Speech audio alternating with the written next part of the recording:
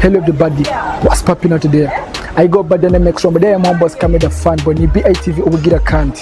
Ikiganiro ni izukwezi. Let's go n'indirimbo zasohotse mu kwezi kw'icenda.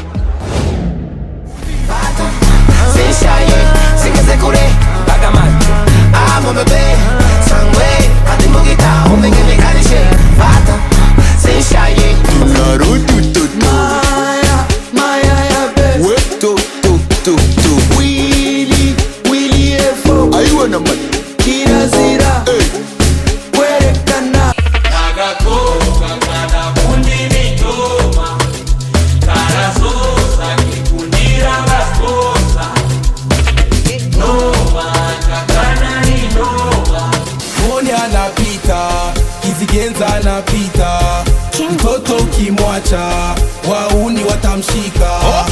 Koni anapita, kizigenza anapita.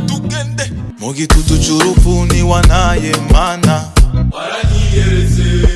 Mu mifunda myinshi ni wanaye mana, baranyiyeretse mana. Kumure como ilazi, solam de sa vie. You were my king. Buri joro turakesha, byamwiye mu gisagara turaduga. Bari dukora seasons, amatara acitse twatagenerator. Buri joro turakesha. And I got you when I twawe, nabavuga ndi compliqué. Urukundo singalate, nirukene mathématique. Iyo nawe, aiwe, ushaka kufa asoma ingwe. Aiwe, ushaka kufa asoma ingwe. Ubango uzonshobora. Monica do baby kala Monica do. Nobody like you, my boo, like I do.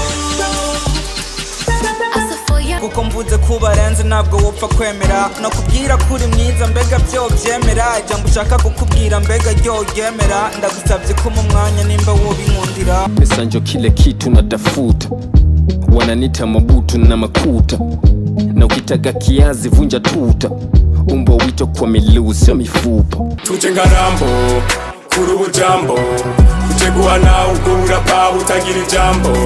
Iyi beat iri top, iyi beat iri hot, niyo dufise ku mutima. Ega mana